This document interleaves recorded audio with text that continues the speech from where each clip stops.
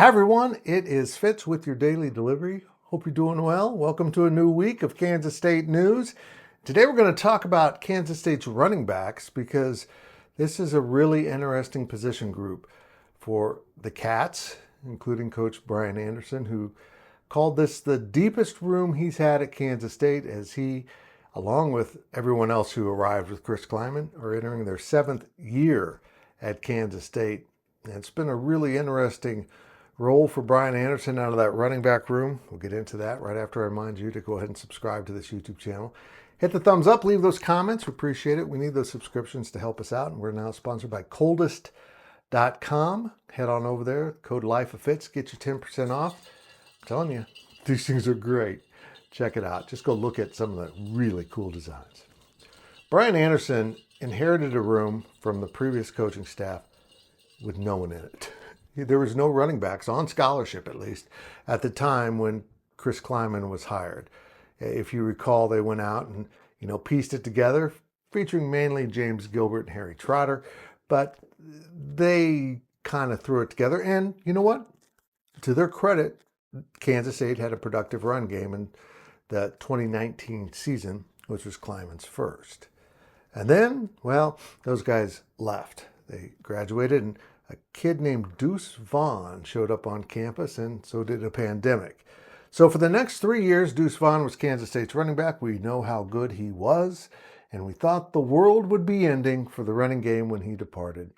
And up stepped DJ Giddens, who had 2 incredible seasons and was absolutely amazing last year at running back. And now his departure to the NFL has created a lot of questions. Questions on how he will be replaced. The same questions he answered by replacing Deuce Vaughn.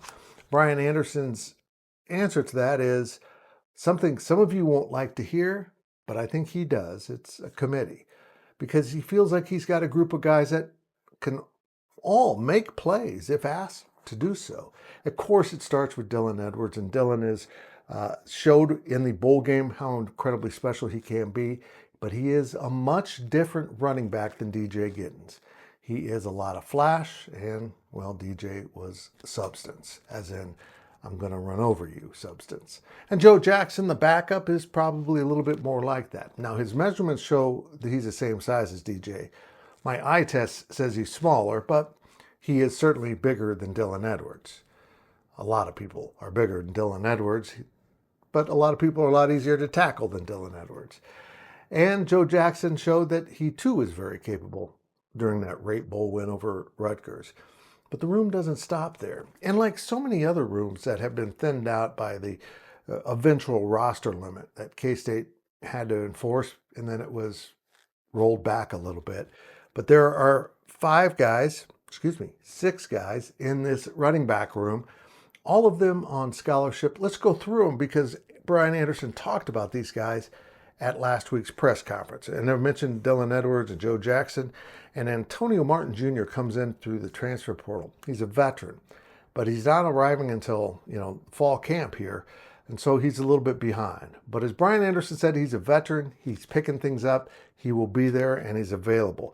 And of course, everyone seems to be talking about DeVon Rice, the redshirt freshman out of Las Vegas. I think DeVon will see some time in the backfield, but we'll primarily probably see him as the kickoff returner. I would imagine that will be his full-time duty. Then you got J.B. Price, and another redshirt freshman coming out of the Kansas City area, and Montario Elston Jr., this year's running back in the recruiting class, who's also another speed demon. A lot of these guys are smallish and can make plays. But one thing Anderson kept emphasizing is they can all make plays. They all have something they can contribute. Now, nobody believes all 6 will play, and maybe they will see time at some point this season. But I know this. Kansas State's running game will be much different without DJ Giddens, but that does not mean it'll be less productive. It's just going to go about picking up those yards and setting a tone in a different manner. When you don't have DJ between the tackles or between the guards, you got to go other places. It's going to be fun to watch them develop this running game. A running game that Brian Anderson feels could be pretty good, and everyone is talking about DeVon Rice. Is he the third running back or is Antonio Martin Jr.? We'll find out.